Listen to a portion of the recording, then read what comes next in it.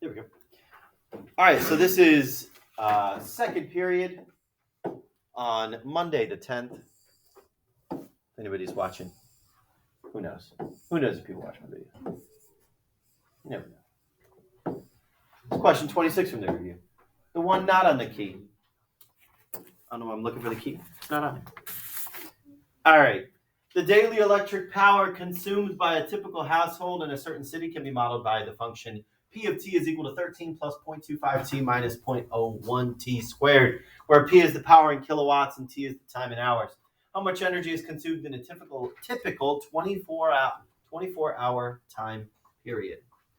All right, so T is in terms of hours. So basically what I want to know is net change in power, right? Net change in power. This is a net change theorem question. So basically saying if I take the integral from 0 to 24, from hour 0 to hour 24, of the function of P of t dt, that's going to give me the total power consumption over the 24-hour time period. So let's evaluate that integral. Let's run the antiderivative. So that would be 13t plus, and then we have 0.25t squared over 2 minus 0.01t to the third over 3 from 0 to 24. Yeah, there's probably a way I could reduce that down, make those decimals a little bit nicer, but I really don't care about reducing it down, not for this type of problem, just care about the context. So let's plug in 24. The nice thing here is that when I go to plug in 0, what's going to happen? It's going to give me 0. So really all I need to do is just plug in 24. 13 times 24 plus 0.25 times 24 squared divided by 2 minus 0.01 times 24 to the third. Nope, that's squared. To the third. I should put all of that in parentheses, I think. I think it would be all right, but I don't want to chance it because I've plugged in a lot of stuff already. Insert a parenthesis, please. There we go. 0.01 times 24 to the third divided by 3. Bingo. 337.92. So that's equivalent to 337.92. And what is my label here? How much energy is consumed? Kilowatts, right? Kilowatts. Over a typical time period, or 24-hour time period. Make sense? Net change. All right, what other questions do we want to go over? I guess you guys can pick now. Whatever you want to do. Yeah, Anna. Can you do 16? Love to.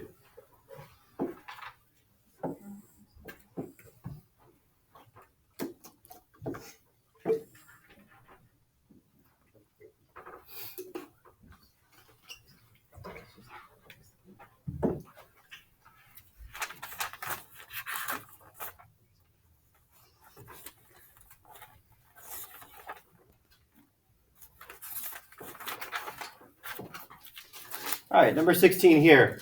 Evaluate the integral from 1 to 4 of 2 radical x dx. All right, so just so we can rewrite it, I'm going to say 2 times x to the 1/2 power. Right? Dx. I was forgetting that dx. Just notation anyway, right? All right, let's run the antiderivative, which is, we got 2 times x to the, okay, bump it up 1. 1/2 plus 1 is 3/2. Divided by 3/2. And that's all, right? 1 from 1 to 4.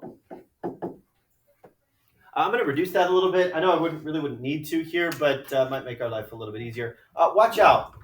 2 divided by 3/2 is the same thing as 2 times 3 over 2. So I can, oh wait, sorry, not 3 over 2, 2 over 3, sorry. Keep changing flip, whatever. 2/3, so that's not 3, right? That's actually 4/3. 2 times 2 over 3. So that is 4x to the 3/2 over 3 from 1 to 4. Plug in 4. We have 4 times, I'm going to put this in parentheses as well, 4 times x, which in this case is 4, to the 3/2. I'm going to use 1.5 as power, divided by 3. That's going to be 10.6 repeating. Minus, then we plug in 1. Well, the nice thing about this is that if 1 to any power is 1, so this is just going to be 4/3. So 1.3 repeating. So we got 10.6 minus 1.3. And that gives me 9.3. 9.3 repeating. Or just 9.3. Good there? Okay, what else do we need to see? You can ask me problems from the homework assignments too if you really need to. Throwing that out there. 14. 14? Yeah. Sure.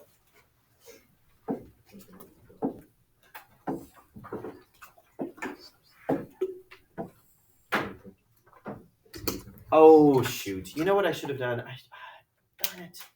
I meant to change the variable because this is kind of bad form to have it as the same variable. It's kind of bad form to have it as the same variable. Shoot. Change it on the quiz review. Got to change it. Honestly, this is what it should have looked like. Okay? It's bad form to have x here and x here. It should have looked like this. Like, I don't know, what variable you want to use? O? That looks too much like a 0. S? Yeah. It should look like that. Because within the process of taking the integral, you need to change the variable. Okay. Okay. Honestly, though, you do the exact same thing. So what I want to do is find this. d over dx of this.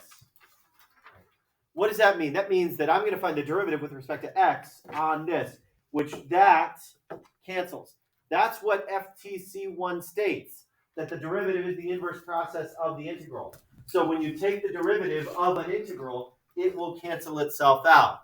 What happens with this -4? Nothing. It doesn't matter where it starts from. It only matters where it goes to, and it goes to 3x squared minus 2, and that goes in place of s. 8 there. So now that's going to turn into 8 over 3x squared minus 2 plus 6. But I've taken the derivative of this whole outer piece, and now I peel away the outer piece, and now I need to take the derivative with respect to 3x squared minus 2. What is the derivative of 3x squared minus 2? 6x. So that's what we have to multiply. Now, that gives me 6 times 8 is 48. X on the numerator, and then on the denominator, 3x squared minus, plus 4. Can I reduce that? No. No, I cannot. Because everything is not divisible by something, right? It's got to be everything. Somebody, you might say, oh, well, 48 is divisible by 3. Yeah, but 4 is not divisible by 3.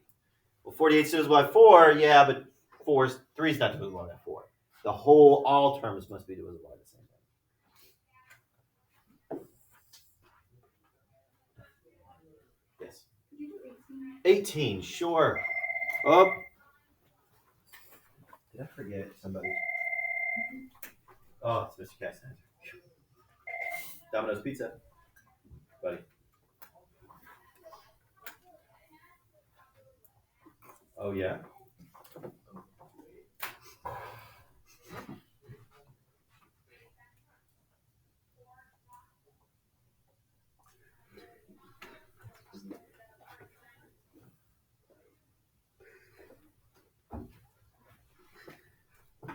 Gotcha.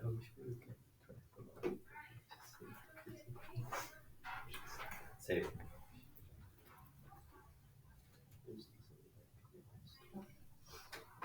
Deal. See ya. What number did you say? 18. 18. Thank you.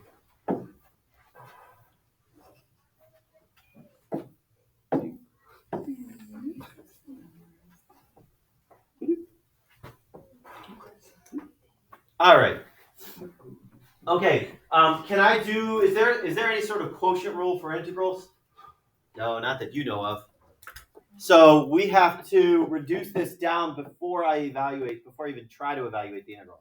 So this is going to be from 1 to 4 of, okay, uncommon the denominator. That would be like x to the third. I'll just write it out. X to the third over x to the fourth minus 2x to the eighth over x to the fourth dx, which is 1 to 4 of, well, this is x to the negative first minus, it's 2x to the fourth dx.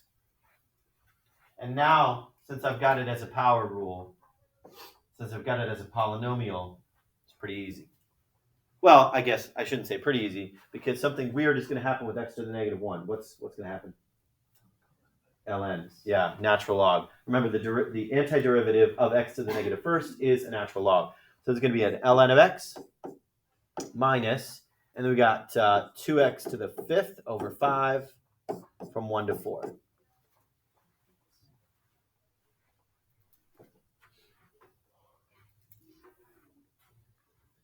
All right, so we are going to say ln of 4 minus 2 times 4 to the fifth over 5 minus, remember, this is that whole chunk on the right side, ln of 1 minus 2 times 1 to the fifth over 5. All right, let's see what this is. ln of 4 minus, okay, on the top, 2 times 4 to the fifth divided by 5. Enter that in right. ln of 4, 2 times 4 to the fifth over 5. Negative 408.21. Minus, okay, I know ln of 1 is 0, right? ln of 1 is 0. So it's minus negative 2/5, right? Right? Because 1 to the fifth power is 1, so it's minus 2/5, so negative 2/5. Let's be plus there. So plus 0.4. So negative 407.8. Is that right? Negative 407.81, yeah. There it is. Make sense for that one? Yeah. Love to. Any questions on this one? 19.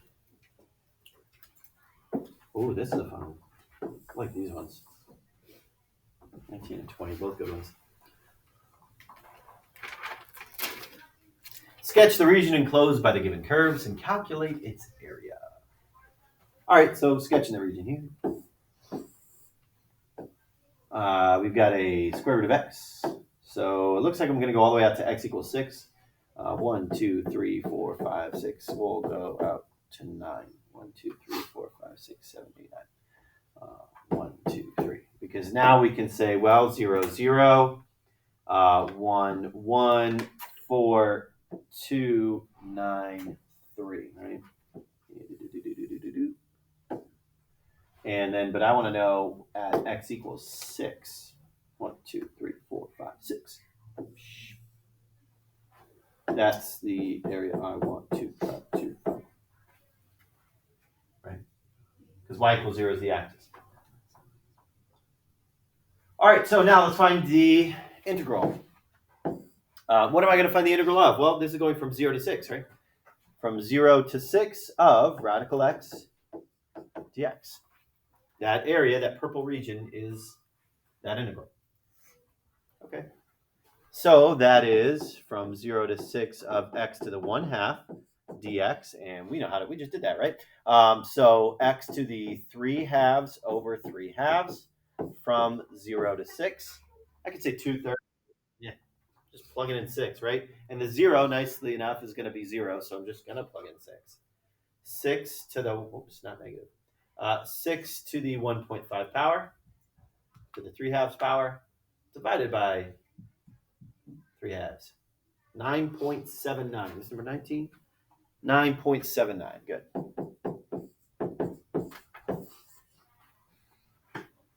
Good there?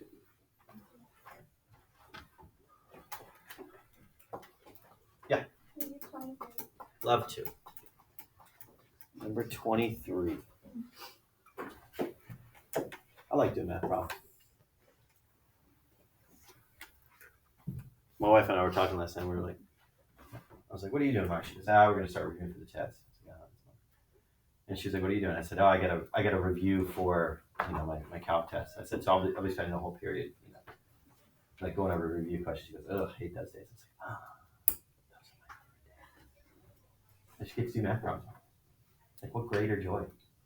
Just do math problems all day long. Just love it. All right, find the general indefinite integral. Now, can I evaluate an integral with a quotient in it? Nope. So I'm going to have to reduce this a little bit. So treat it like this, 4 plus 6x over x to the 1/2 power dx. Okay, so that is really like saying the integral of 4... we'll do it like this, sorry. I keep changing my mind. 4 over x to the 1/2 plus 6x over x to the 1/2 dx, which now I can write like this. 4x to the negative 1/2 plus, now what's going to happen here? 6x to the positive 1/2, right? Because I'm going to subtract the exponents. So 1 minus 1/2 is a positive 1/2. 6x to the 1/2 dx.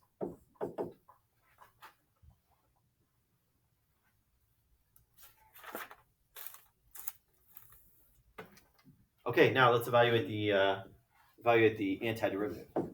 So this is going to be 4x to the positive 1/2, right? Going from negative 1/2 plus 1, positive 1/2. So 4x to the positive 1/2 over positive 1/2 plus 6x to the 3/2 over 3/2. And now, because this is an indefinite integral, I'm not going to put a line and then two numbers. I'm going to put a plus c. Because that's the most general antiderivative as well. Just going to evaluate that. 4 divided by 1/2, that's like 4 times 2. So 8x to the 1/2 plus, 6 divided by 3/2. 6 divided by 3/2 is 6 times 2/3. So 12/3 or 4. So 4x to the 3/2 plus c. And now let's turn it back into radicals, because that's how it was presented to us, right? So 8 radical x plus, technically, what do I have on my key? Oh, Bush League. I wrote 4x to the 1.5. That's lame. That should really be 4, I don't know, x to the 3rd plus c. But honestly, if we were to try to reduce that, isn't that 4x radical x plus c? I mean, that's the quality answer there. That's the good one. Honestly, I would accept any and all of those, even with fraction powers. I mean, you should reduce it. You should put it back into radical form, because that's what it was presented to you as. But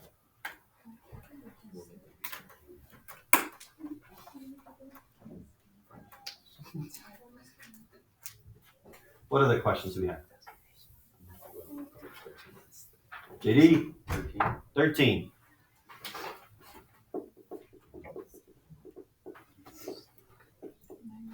Oh yeah, this one looks a lot trickier than it is. This one looks a lot more difficult, but it's really super simple. Come on, come back to me. Oh, it's not responding. All right. So think about it. We got 1 to 5, 1 to 11, and 5 to 11, right? What's the total one? 1 to 11. So I know this. 1 to 5 plus 5 to 11 is 1 to 11, right? 1 to 5 plus 5 to 1, area from 1 to 5 plus area from 5 to 11 is the area from 1 to 11. So 1 to 5 is 6.7. 11 to 5 is what we want to know. 5 to 11, excuse me. 1 to 11 is 12 and a half. So just solve. 12 and a half minus 6.7. 12.5 minus 6.7 is 5.8. So from 5 to 11 is 5.8. Make sense?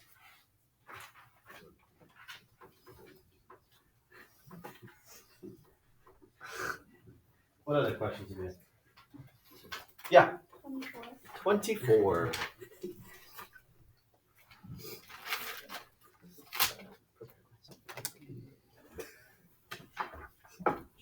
Ooh, a trig one.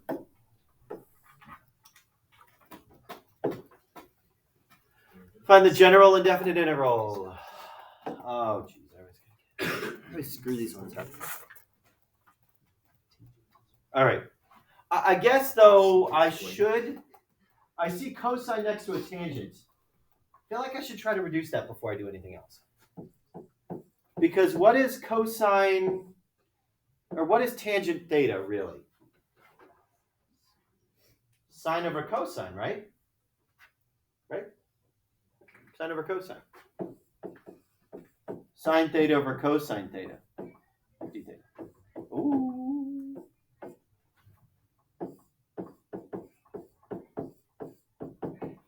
Then what is the integral of sine theta? Negative cosine.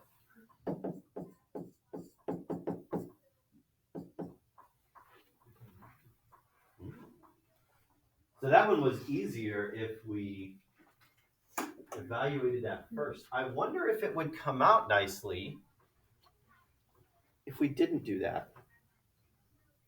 I'm not even going to go there. Yeah. My guess is yes. I'm just going to say the answer is yes. It probably would work itself out if you just went straight with cosine and tangent. Yeah. Yeah.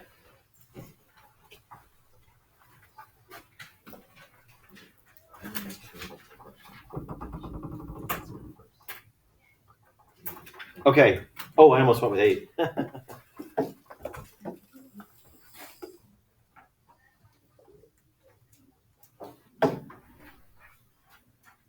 Estimate the area under the curve of the graph of 1 over x from 2 to 4 using 4 approximating rectangles, right endpoints and then left endpoints.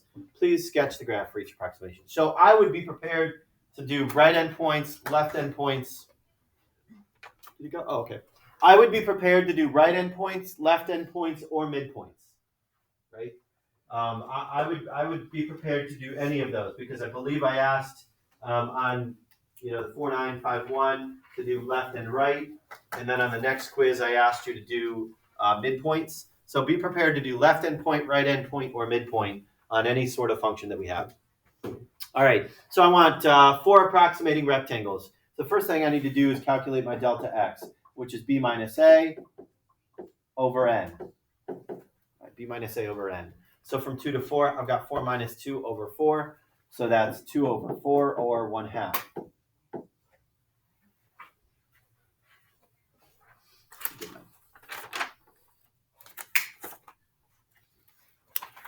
I put oops, no 21. Is there really not a number 21?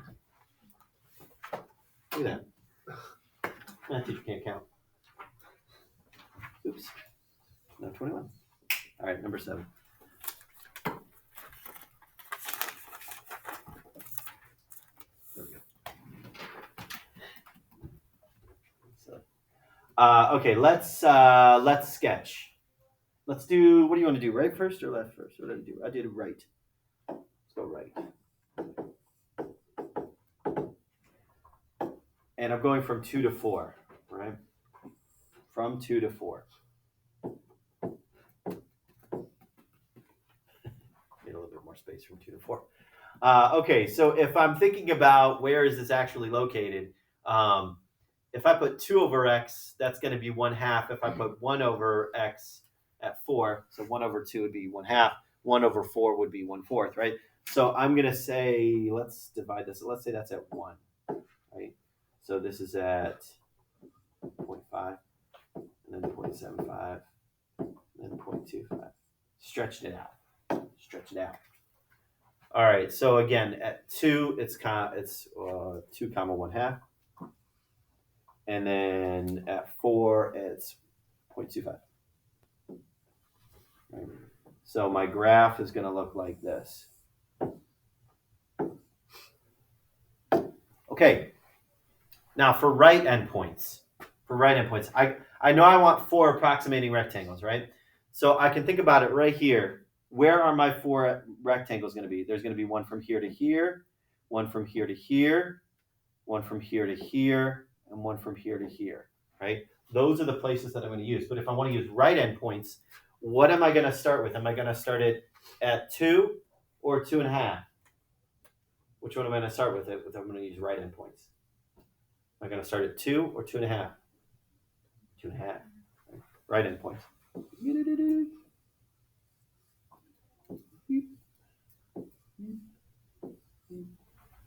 Right away, no pun intended. Right away, is this an underestimation or overestimation? Under. Right, so under. All right, let's do it now. So my sum is going to be, okay, I like to put the delta x on the outside, so 0.5. And then again, like we said, we're going to start at 2.5. We're not going to use 2 in this case because this is right endpoint. So 2.5, 3, 3.5. Again, why are we going up by 0.5? Because delta x was 0.5. And then f of 4. We are using f of 4. We are using the right endpoint, not the left endpoint. Again, you can think about it this way. If I'm using right approximation, you use the right endpoint. If I'm using left approximation, you use the left endpoint. Just one way to think about it. All right, let's plug it in now. So that's 0.5 times. And then we got 1 over 2.5 plus 1 over 3 plus 1 over 3.5 plus 1 over 4. Right? All I'm doing is just plugging 2.5, 3, 3.5, 4 into 1 over x. 0.635. 0.635. 0.635. And again, we know that is an under approximation. Let's do left endpoints. Okay. Same graph. I wonder if I can just like copy and paste. Let's try it. Let's try it. Group. Ooh, clone. Clone. Clone. Ah, look at that. Now, I don't want these red guys here, right? Ooh. That's smartboard magic right there. That's pro level, okay? Like you should be impressed about that. That's pretty good. Okay. All right, so let's use left endpoints now. I'm really proud of myself about that. So now we're going to use this point here. Yep.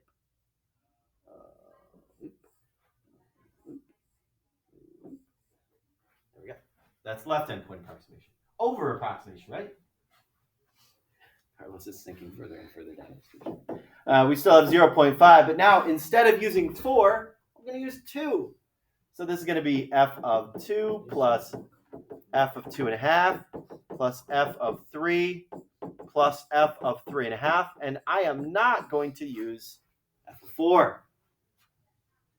Okay, let me see if I can strategically use this other calculation. Okay, instead of f of 4, I want f of 2, right? I still want 2.5. I still want 3. I still want 3.5. But now instead of 1 over 4, I want 1 over 2. There we go. 0.75, well, 0.76, 0.76. So I know the true approximation is somewhere between 0.635, the under approximation, and 0.76, the over approximation. Now, how would this change if I wanted to use midpoint approximation? Well, nothing in terms of the graph, but now instead of using 2, 2.5, 3, 3.5, I would be using, like I would go in here and I'd calculate that midpoint, which that would be like 2.25 and run that value. And then I would say, okay, add 2.75 and then 3.25 and then 3.75. That's my value. That's the only thing that would change from left, right to midpoint. Questions? What else do we need? Lexi. Can you do 9? Yeah.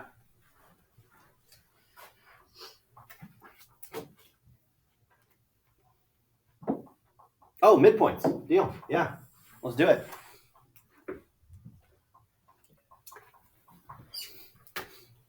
So basically, I'm going to do the exact same thing that I just did with a different function, and now we're using midpoints. Do I need to sketch? No, I don't need to sketch. Cool, not going to. Because I don't really need to. Oh, this, man, come on, MATLAB, get more complicated. B minus A over N is 1. Should give me weirder numbers. B minus A over N is 1. 6 minus 0 over 6. Okay, so now, if I'm starting at 0, and my delta x is 1, right? Delta x is 1. If I'm starting at 0, my full length of my rectangle is 1 unit. What's the first y value that I want to use if I'm using midpoints? 1/2, right? So now I'm going to say delta x times, and I want to use 6 calculations. The first one being f of 0.5, right? Because again, my delta x was 1 whole unit. If I know my width of my rectangle is 1 unit, I want to take the sample point to be 1/2, right in the middle there, from 0 to 1. And now I'm just going to keep adding 1 unit, plus f of 1.5. And why am I doing that? Because delta x was 1. So there's 2 calculations, 3 calculations, 4 rectangles. 1, 2, 3, 4, 5. Why am I going over? Oh, I missed 3. That teacher can't count. 3.5, 4.5, 5.5. There we go. Okay. Quick rundown. 0.5. You know what? I'm going to do this. 0.5 squared plus 8 plus 1.5 squared plus 8 plus 2.5 squared plus 8 plus 3.5 squared plus 8 plus 4.5 squared plus 8 plus 5.5 squared plus 8. 119.5? Cross my fingers. What problem is this? No? Bingo, 119.5.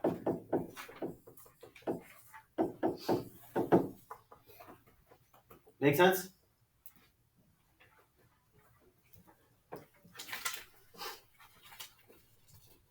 Yeah. 6. 6.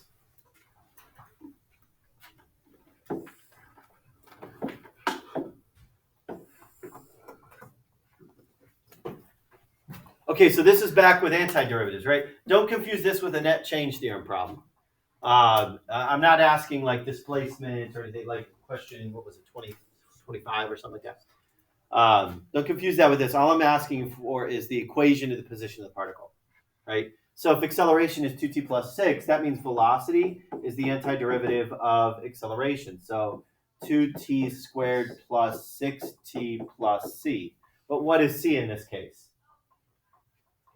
8. So I know that's 2t squared plus 6t plus 8. Okay, so now position, s of t, is going to be the antiderivative of velocity. So 2t to the third over 3. Wait a second. I forgot. I forgot my over 2. Sorry. Forgot my over 2. So that should just be a t squared. I knew I was doing something weird. Going too fast. 2t squared divided by 2. Okay, now we take position is going to be t to the third over 3 plus 6t squared over 2 plus 8t plus, okay, you call it d, another letter, but we know that d value to be 5. Starting position is 5. So I'm going to erase that d, put 5. And the only thing I'm going to do is take 6 divided by 2. So I'll make this a 1/3. 1/3 t to the third plus 3t squared plus 8t plus 5.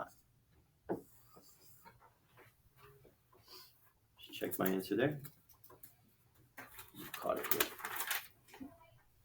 1/3 t to the third plus 3t squared plus 8t plus 5. Yep. Cool. So again, if you have any questions that we did not go over today that you really want answered before the test on Thursday and Friday, and again, going chronologically through the review, you can expect about half the review to be on day 1, half the review to be on day 2. Okay. But if you have any questions that we did not go over today, please let me know, and I will definitely go through them during 7th period, and I'll post a video on either Thursday or Friday. Just keep checking on the review assignment within Canvas. All right, let me stop the video here.